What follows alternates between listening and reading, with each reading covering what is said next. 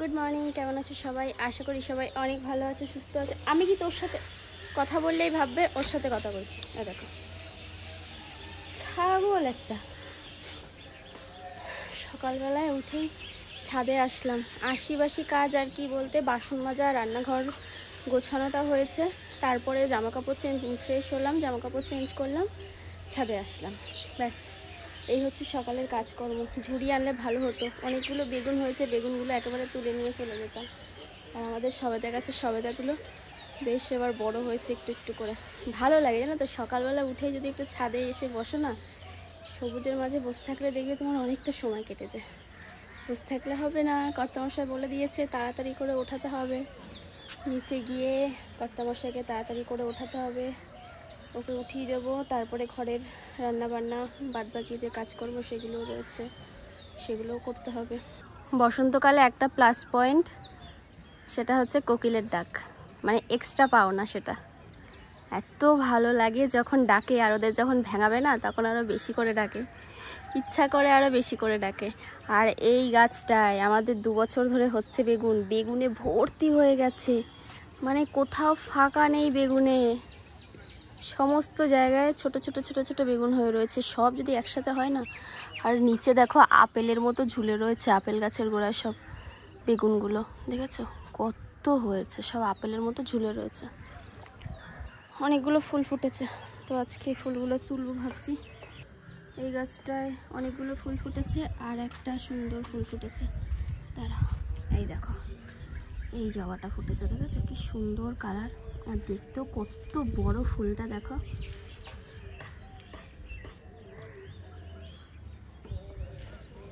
আর এই দেখো দুটো ঝিঙে গাছ উঠেছে, ওই যে কুশি ঝিঙে হয় না যেগুলো কালো কালো হয়, সেই ঝিঙে গাছ। এটা হলে এখানেই থাকবে ছাদের মধ্যে, এখানে বাউনি দিয়ে দেওয়া হবে। আর গাছটা, লাউ গাছটা ন্যাড়া ন্যাড়া লাগছে, কালকে অনেকগুলো পাতা ছিঁড়েছি, হয়নি বলে লাস্টে আবার খানিকটা পাতা নিয়ে গেছিলাম। মা এসে দেখলে জানি না কি বলবে। যদিও লাউ গাছের পাতা ছিঁড়লে অসুবিধা হয় না, তাহলে আরও বেশি বার হয়, মানে বাড়ন্ত হয় গাছের, আর সামনে থেকে ফল টলও ছাড়ে, মানে লাউও হয় বেশি বেশি, এটা শুনেছি। আর দিন যাচ্ছে, একটু একটু করে লেবুগুলো বড় হচ্ছে। চলো, গাছপালা দেখলে হবে না, কাজে যেতে হবে, কাজে লাগতে হবে ঘরের। কালকের যে দইটা পেতেছিলাম না, আমারই ভুল হয়ে গেছে। দেখো ঢাকনাটা এরম উল্টো করে দিয়েছি, যদি এইভাবে দিতাম পুরো সেই ওই ডিমের কুসুমের মতো সাদা উঠে রয়েছে। আর দই রেডি হয়ে গেছে, দইটাকে এবার ফ্রিজে রাখবো ভাবছি। থাক,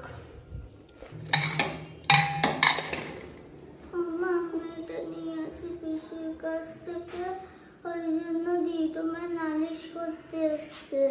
আমি চা করতে এসেছি। তুই নালিশ করতে এসছিস? না, আমি হামি খেতে এসেছি একটা। হামি খেতে এসছে, নালিশ কোথায়? মানে সারাদিন করতে এসছে। না বলে আমি হামি খেতে এসেছি। কিছু হয়নি, কিন্তু আমি আসতে করে রেখেছি। ওরকম করিস কেন তুই দিদির সাথে? সারাক্ষণ সাপ বেজির মতো সারাদিন দুজনে মিলে চলবে। এই যে ওদের ভাত বসিয়ে দিলাম, আর এখানে ডিম সেদ্ধ বসালাম সবার জন্য। সকালে আমি আজকে রুটি তরকারি করতে পারিনি, কারণ আমার ইচ্ছাই করছে না। দেখি মুড়ি টুড়ি যাই হোক একটা কিছু খেয়ে নেওয়া হবে। আর কোয়েল এখানে কাপ মেপে চা বসাতে এসছে, তাই বললাম তুই যা, আমি করছি। বোঝে না তো, কাপ মেপে মেপে তারপরে জল নেয়। আর এখানে যে চা বসিয়ে দিয়েছি, দেখি আদা আছে কিনা ঘরে, তাহলে একটু আদা দিয়ে চা করে দেবো।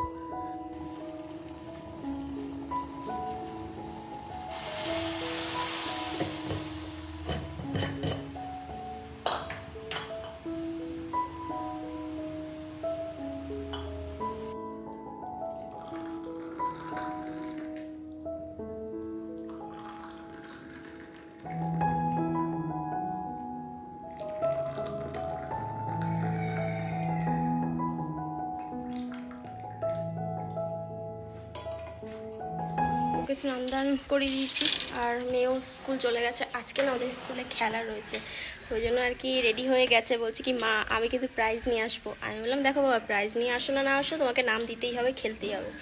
ও এইগুলোতে এত ভয় পায় জানো না। সেই আগের বছর মনে হয় গিয়েছিল কি না গেছিলো মনে নেই, তার আগের বছর কেঁদে কেটে বাড়ি এসছে কেন প্রাইজ ওকে দেয়নি। খেলবে না, খেলেছে অনেক কষ্টে, তারপরে কেন প্রাইজ ওকে দেয়নি। না আগের বছর খেলেছে, আগের বছর কি গুলি চামচ না কি খেলেছে, হয়তো পড়ে গেছে, ও বলছে আমার পড়েনি, বলছে আমাকে আন্টি প্রাইজ দেয়নি, এই নিয়ে কান্নাকাটি। তো এই যে একটা পার্সেল এসছে অ্যামাজন থেকে, সেটা নিতেই আসলাম। এর মধ্যে রয়েছে ব্রাশ, মানে তুলি। এদিকে রান্নাবান্না স্টার্ট করে দিয়েছে। আমি ভাবলাম দিদিভাই রয়েছে, দিদিভাই বাড়িতে চলে গেছে মনে হয়, দেখি মাকে জিজ্ঞাসা করি। তো এখন এদিকে সংসারের সব কাজ পড়ে রয়েছে, চলো দেখতে থাকো। তো অনেক হলো তোমাদের সাথে কথা বলা, এবার সংসারের দিকে ফিরতে হবে, কারণ সংসারে কাজকর্ম করতে হবে। তো একেবারে দেখো ঝাড়ু পোছা সমস্ত কিছু নিয়ে হাজির হয়ে গেছি। তো সবার প্রথমে ঘরটাকে ভালো করে মুছে নেব।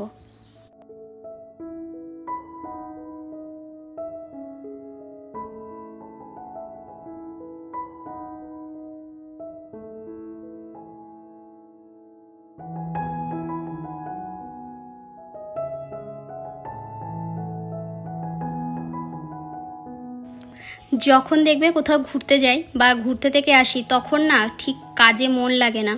তখন মনে হয় যে মানে যদি ঘুরতে যাই তখন মনে হয় যে আর একটুখানি অন্যরকমভাবে থাকলে ভালো হতো, আরও কোথাও ঘুরতে যেতে পারলে ভালো হতো। আবার যখন ঘুরতে যাব মানে মনে হয় তখন আবার আর এক বায়না, তখনও কাজ করতে ইচ্ছা করে না, সংসারে মন বসে না। তো সেই রকমই হচ্ছে আমার। তো কিছু করার নেই, সংসারে তো মন বসাতে হবে। আবার শরীরের অবস্থা অনেকটাই খারাপ, সেই নিয়ে তো চলছে প্রতিদিন আর বলে লাভ নেই। মাঝে মাঝে একটু একটু তোমাদের তাও আপডেট দিই, কারণ সবসময় তো সম্ভব হয় না, ভিডিও মিস যায়, ভিডিও করা থাকে এডিট করতে পারি না। ওই জন্য তোমরাও জিজ্ঞাসা করো কণিকা কি হচ্ছে, কেন করছো এরকম। তো এটাই হচ্ছে ব্যাপার, শরীরে সাথ না দিলে তখন মনে হয় যে পুরো জগৎটাই অন্ধকার। আসলে দিন শেষে কষ্টটা কিন্তু আমাদেরই, আমরা সবার কষ্টের কিন্তু ভাগ নিতে পারি না। হয়তো আমরা ফিল করতে পারি, চেষ্টা করতে পারি বোঝার কষ্টটা, কিন্তু না, যার কষ্ট তারই, আমরা কিন্তু কষ্টটা মানে শেয়ার করতে পারি না। এটাই হচ্ছে ব্যাপার।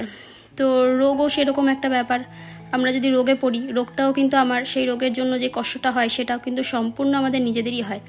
ভুক্তভোগী আমরা নিজেরাও হই, হ্যাঁ আমাদের সাথে আমাদের পরিবারও হয় ঠিকই, কিন্তু বেশিরভাগটাই কষ্ট হয় কিন্তু নিজেদের। সকাল থেকে উঠে নিজের শরীরের তো প্রবলেম আছে হাজারটা, তারপরেও সংসারের কাজের মধ্যে থেকে না চেষ্টা করি একটু যদি ভালো থাকা যায়। কারণ তুমি যত কাজের মধ্যে থাকবে তত দেখবে তোমার শরীর এই যে রোগভোগগুলো সেগুলো ভুলে যাবে। যেই কাজবাজ ছেড়ে একটা জায়গায় বসবে, বিভিন্ন রকমের জিনিসপত্র চালান দেবে এক এক করে। তো যাই হোক, আমাদের বাড়িতে অশান্তির শেষ নেই। ঠাম্মি নাতনি সকাল থেকে খুনসুটি শুরু হয়, এদিকে দিদির আর বুনুর, মানে এরা তিনজনে মিলে যা শুরু করে, সারাদিন চিৎকার চেঁচামেচি ঝগড়া, মানে খুনসুটি বলতে পারো। এবার এগুলো মজাও লাগে, কিন্তু একটা সময়ের পর না দেখবে কেমন একটা বিরক্তকর লাগে। তখন না আমি নিতে পারি না, মানে আমি অতিরিক্ত চিৎকার চেঁচামেচি নিতে পারি না। তখন আবার বকা দিয়ে আয়ুষ্মিতাকে, কেন করছিস, কেন এরকম করছিস, কেন একে এটা বলছিস। আবার নাতনিকে কিছু বলা যাবে না, তখন আবার ঠাম্মি আমাকে বলবে উল্টে। এদিকে নিজেরা ঝগড়া করবে, এদিকে আমি কিছু বলতে পারবো না। তখন আজকে সকালবেলায় লেগে আমাকে বলছে কি একটা আমি বলেছি, মানে আয়ুষ্মিতাকেই বকা দিয়েছি। এবার দেখো মাকে তো আমি বকা দিতে পারি না বলো, তো আয়ুষ্মিতাকেই আমাকে বকা দিতে হয়। এবার আমি বকা দিয়েছি, বাবা ওরকম বলে না, ওরকম করে না, ওটা করিস না। তখন আবার মা বলছে তুমি কেন বারণ করছো, যাও তুমি বাড়ি থেকে বেরিয়ে যাও, মানে ইয়ার্কির মাধ্যমে বলেছে। এবার আয়ুষ্মিতা আবার খেপে গেছে, বলছে কি হ্যাঁ তুমি কেন বললে আমার মাকে বেরিয়ে যেতে, আমার মা কি দোষ করেছে। এই নিয়ে আবার দুজনের মধ্যে যুদ্ধ শুরু হয়েছে জানো না। একবার দিদির সাথে বাঁধবে বনুর সাপ বেচি, আর একবার ঠাম্মির সাথে বাঁধবে। এই নিয়ে আমি কাকে ছেড়ে কাকে যে থামাবো আমি নিজেই বুঝতে পারি না। তারপরে মনে হয় দরজা বন্ধ করে চুপচাপ বসে থাকি, বা কানের তুলো দিয়ে বসে থাকি, এরকম হয় ব্যাপার। তো ঘরদোরগুলো অধিকাংশ মোছা হয়ে গেছে, আর এখনই গরম আসছে, এই গরমে তো একদম দম বন্ধ করা অবস্থা হয়ে যাবে, বুঝে উঠতে পারবো না কোনটা ছেড়ে কোন কাজটা করব। তো কি ভাবছি বলো তো, রান্নাবান্নার জায়গার মানে জিনিসটা একটু আগে করে নেব। যেমন ধরো রান্নাবান্নার কোটা বাটা, তারপরে রান্নাটা না হয় রাতেই করে রাখবো। আবার এটাও ভাবি রাতে না করে ভোরবেলা উঠে করে রাখবো। মানে ওই যে দুপুরের গরমটা, ওই গরমটা যদি নিতে গেছি পুরো মনে হবে যেন আগুনের গোলার মধ্যে ঢুকেছি। এই আগের বছরটা তো আমার এত কষ্ট হয়েছে গরমে রান্না করতে। তো ওই দুপুরবেলাটা না হয় টুকটাক কিছু কাজকর্ম করে ঘরের মধ্যে বসে থাকবো, আর রান্নাটা না হয় রাতে করে রাখবো আগের দিন, আর নয়তো ভোরবেলা উঠে সকাল সকাল করে নিতে হবে। বাকি সংসারে গোছানো গাছানো কাজগুলো এইগুলো করা যায়, কিন্তু রান্না করাটা হচ্ছে আসল ব্যাপার ওই আগুনের কাছে গিয়ে। তো এটাই ভেবেছি, এবার দেখা যাক কতদূর কি করতে পারি। তো দেখো ঘরের কাজ সব হয়ে গেছে, মানে ঘর দোর মোছাটা হয়ে গেল। এবার নিচে আসলাম, নিচে এসে জামা কাপড় দিলাম। আর আজকে ওয়াশিং মেশিনে অনেকটা জামা কাপড় হয়ে গেছে, কারণ ওদের চাদর টাদর জামা কাপড় অনেক কিছু ছিল, প্লাস আমাদেরও অনেক জামা কাপড় ছিল। তো সেইগুলো দিয়ে আর কি অনেকটা জামা কাপড় হয়ে গেছে। তো তারপরেও অসুবিধে নেই, ধরে গেছে। আর নিচে এসে দেখলাম যে সব বাসনপত্র নিচে রয়েছে, তো নিচের বাসনপত্রগুলো মেজে দেবো, আর নিচের ঘরদোরগুলো একেবারে ঝাড়টাট দিয়ে মুছে তারপরে ওপরে যাব।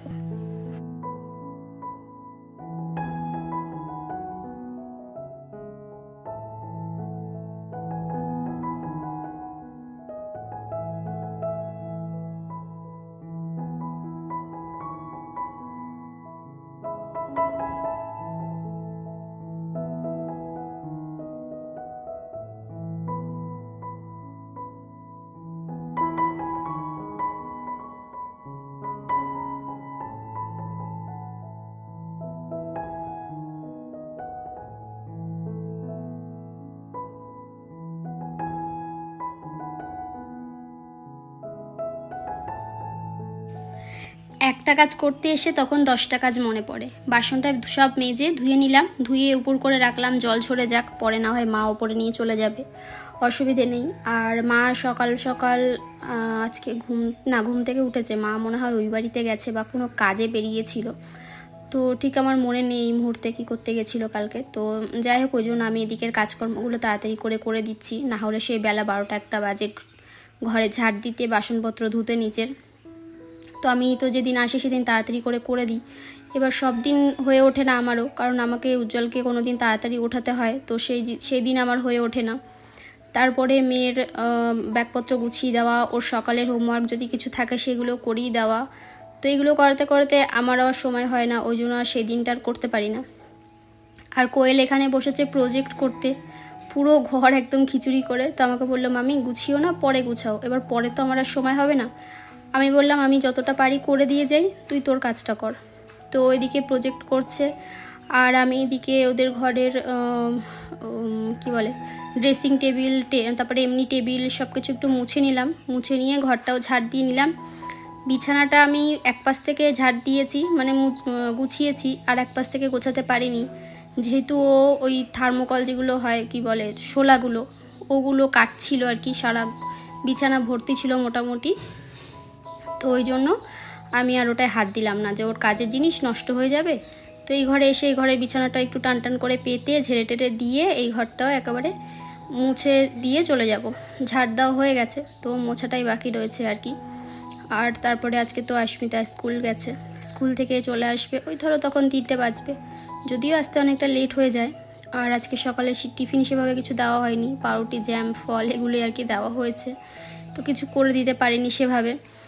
আর কোয়েলের নতুন সাইকেল ওর বাবা কিনে দিয়েছে, তো আমি যতটা আর কি জানি ওর বাবা কিনে দিয়েছে, দিদি দিয়ে গেছে সাইকেলটা। আর 2টো সাইকেল, একটা বলেছিল আমাকে শিখতে, তো আমি আর সময় পাচ্ছি না যে সাইকেল চালানো শিখবো। তো কোয়েল আমাকে বলছে মামি তোমার আর সাইকেল চালানো শেখা হলো না। আমি বললাম যে কি করব বল, একসাথে যদি 1000টা কাজ সব কিছুর দায়িত্ব যদি নিতে হয় তখন আর সাইকেল চালানো শেখা আসে না। শিখবো অবশ্যই বলেছি, যখন কখনো না কখনো ঠিক শিখতে তো হবেই। তো দেখো ঘরটাও মুছে নিলাম, বারান্দাটাও মুছে নিলাম, আর সিঁড়িটাও একেবারে মুছে দিয়ে গেলাম, কারণ আমাদের ওপরের সিঁড়িটাও মোছা হয়ে গেছে, তো এই সিঁড়িটাও একেবারে মুছে নিলাম।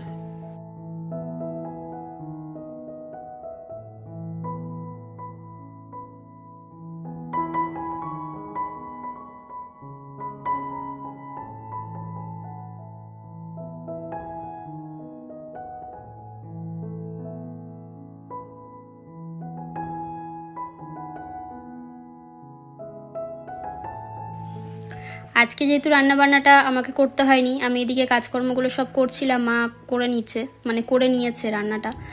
আর আমি এদিকে ভাবলাম তাহলে একটা ফেস প্যাক মানে মুখে দিই, সেভাবে একটা তো নিজের কিছু যত্ন করা হয় না, স্নান সেরে এসে আয়নায় মুখটা দেখার সময় পাই না। আর কোনো দিন হয়তো মাথাও আঁচড়াতে পারলাম না, সেই গিয়ে রাতে আঁচড়ালাম শোয়ার আগে, এরকম হয়। আসলে এটা নতুন কিছু না, আমাদের মানে মেয়েদের কি অনেকেরই এরকম জীবন, কিছু করার নেই। তো যেভাবে যেরকম তখন সেভাবে সেই রকমভাবেই চলতে হবে। তো আজকে একটু সময় পেয়েছি, তো ভাবলাম যে না, আজকে একটু নিজের জন্য কিছু করি। তো প্যাকটা মুখে অ্যাপ্লাই করে নিলাম। আর এবার আচ্ছা, এর মধ্যে দিয়েছি টমেটো, বেসন, হলুদ, আর দিলাম, আর কি দিলাম বলো না, আর মনে হয় কিছু দিইনি, আর জল দিয়ে একটুখানি মেখে নিয়েছি, ব্যাস। আর দই দিতে পারো, দই না থাকলে তোমরা একটু কাঁচা দুধ দিয়ে একটুখানি বেসন দিতে পারো, চালের গুঁড়ো অনেকে দেয়। তো স্নান করব, চলো স্নান সেরে তোমাদেরকে দেখাচ্ছি যে আজকে কী কী রান্নাবান্না হয়েছে। আজকে রান্না করেছে মা এদিকে সজনে ডাঁটা আলু দিয়ে ঝোল করেছে, পাঁচফোড়ন দিয়ে। এটা কিন্তু গরমকালের ওষুধ বলতে পারো, এটা সবাই মোটামুটি আশা করছি ভালোবাসে খেতে। আর এইদিকে হয়েছে মাছের ঝাল, এটা হচ্ছে এটা কি মাছ জানো একটা, ঠিক আমার মনে নেই, মা কি একটা মাছ, ও আচ্ছা সিলভার কাপ মাছ, এটা দেখে বুঝলাম সিলভার কাপ মাছ, এই মাছের ঝাল করেছে। তো আমি এদিকে স্নানটা সেরে নিয়েছি, স্নান সেরে শ্যাম্পু করে নিয়েছি, মুখ টুক ধুয়ে নিয়েছি। আর এবার পুজো টুজো দেওয়া হয়ে গেছে, এবার আসলাম ব্যালকনিতে জামা কাপড়গুলো মেলতে। তো জামা কাপড়টা মেলা হয়ে গেলে তারপরে গিয়ে খাবো, আর তার মধ্যে মেয়েও চলে আসবে, ওকেও খাইয়ে দেবো। তারপরে ওকে আবার রেডি করাতে হবে, ওর বই গুছিয়ে দিতে হবে, এই তো। তারপরে বিকেলে 1 কাপ চা খাবো, এডিটে বসবো, তারপরে আবার রাতে ঘুম, আবার সকালে প্রতিদিনের মতো আবার কাজকর্ম শুরু। তো চলো আজকের ব্লগটা এখানেই শেষ করলাম। সবাই ভালো থেকো, দেখা হচ্ছে তোমাদের সাথে আগামীকাল, টাটা।